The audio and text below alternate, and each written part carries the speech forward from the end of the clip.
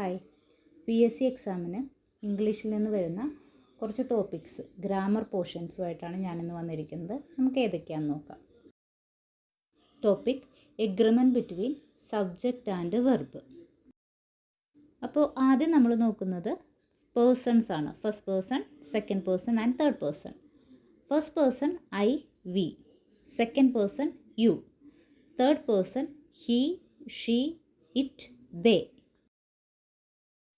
Next possessive adjectives അതായത് എൻ്റെ അല്ലെങ്കിൽ ഞങ്ങളുടെ, നമ്മുടെ, അങ്ങനെ പൊസസീവ്നെസ് തോന്നുന്നതാണ്. അപ്പോൾ പൊസസീവ് അഡ്ജക്റ്റീവ്സ് ഏതൊക്കെയാണ്? My, our, your, his, her, its, their. ഇതൊക്കെയാണ് possessive adjectives. First rule, first person ഏതൊക്കെയായിരുന്നു? I, we. And second person U.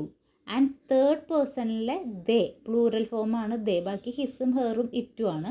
അപ്പോൾ അതൊക്കെ സിംഗുലറാണ്. തേർഡ് പേഴ്സണിലെ പ്ലൂറൽ ആയിട്ടുള്ള ദേ, ഇവയുടെയൊക്കെ കൂടെ നമ്മൾ പ്ലൂറൽ വെർബാണ് ഉപയോഗിക്കേണ്ടത്. അതായത് ഫസ്റ്റ് പേഴ്സണായ ഐ, വി, സെക്കൻഡ് പേഴ്സണായ യു ആൻഡ് തേർഡ് പേഴ്സണിലുള്ള പ്ലൂറൽ ആയിട്ടുള്ള ദേ. ഇത്രയും ഐറ്റംസിൻ്റെ കൂടെ നമ്മൾ പ്ലൂറൽ വെർബാണ് ഉപയോഗിക്കേണ്ടത്. അപ്പോൾ അതിൻ്റെ എക്സാമ്പിൾ എന്താ?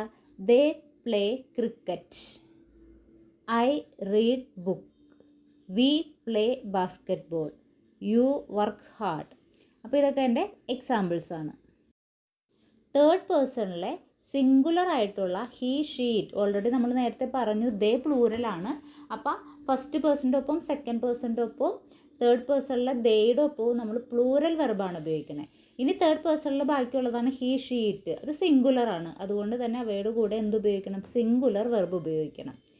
Example, he place football. She reads book. It works well. അപ്പോൾ ഇതൊക്കെയാണ് ഇതിൻ്റെ എക്സാമ്പിൾസ് ആയിട്ട് പറയാവുന്നത്. അടുത്ത റൂള് പറയണത് രണ്ട് സിംഗുലർ സബ്ജക്റ്റിനെ ആൻഡ് ഉപയോഗിച്ച് കൂട്ടിച്ചേർക്കുമ്പോൾ അവയോടൊപ്പം ഉപയോഗിക്കുന്ന വെർബ് പ്ലൂറലായിരിക്കണം. കാരണം രണ്ട് സിംഗുലർ സബ്ജക്റ്റിനെയാണ് ആൻഡ് ഉപയോഗിച്ച് ചേർക്കുന്നത്.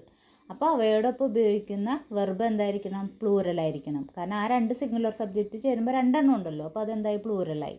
അപ്പോൾ Raju and Ramu are singers. Soman and Raman are doctors. ഇപ്പോൾ രണ്ട് സിംഗുലർ സബ്ജക്റ്റിനെ ആൻഡ് ഉപയോഗിച്ച് കൂട്ടിച്ചേർക്കുമ്പോൾ അവയോടൊപ്പം ഉപയോഗിക്കുന്ന വെർബ് എന്തായിരിക്കണം? പ്ലൂറലായിരിക്കണം. നെക്സ്റ്റ് റൂള്, ആൻഡ് ഉപയോഗിച്ച് കൂട്ടിച്ചേർക്കുന്ന രണ്ട് സിംഗുലർ സബ്ജക്ട്സ് ഒരേ വ്യക്തിയെ തന്നെയാണ് സൂചിപ്പിക്കുന്നതെങ്കിൽ വെർബ് സിംഗുലർ ആയിരിക്കും. അതായത് ആൻഡ് ഉപയോഗിച്ച് രണ്ട് സിംഗുലർ സബ്ജക്റ്റിനെ നമ്മൾ കൂട്ടിച്ചേർക്കുമ്പോൾ രണ്ടും ഒരേ വ്യക്തിയെ തന്നെയാണ് സൂചിപ്പിക്കുന്നതെങ്കിൽ വെർബ് സിംഗുലർ ആയിരിക്കും. എക്സാമ്പിൾ നോക്കിയേ, my grandfather and guardian has come. അതായത് my grandfather and guardian എന്ന് പറഞ്ഞാൽ ഉദ്ദേശിക്കുന്നത് എന്താ? എൻ്റെ ഗ്രാൻഡ് ഫാദറാണ്, അദ്ദേഹമാണ് എൻ്റെ ഗാർഡിയൻ. അപ്പോൾ രണ്ടും ഒരാളിൽ തന്നെയാണ് വിരൽ ചൂണ്ടുന്നത്. അതുകൊണ്ട് അതിൻ്റെ ഒപ്പം ഉപയോഗിക്കുന്ന വെർബ് എന്തായിരിക്കും? സിംഗുലർ ആയിരിക്കും. The owner and the chairman of the company is an advocate. കമ്പനിയുടെ ഓണറാണ്, ചെയർമാനാണ്, അദ്ദേഹം ഒരു അഡ്വക്കേറ്റാണ്.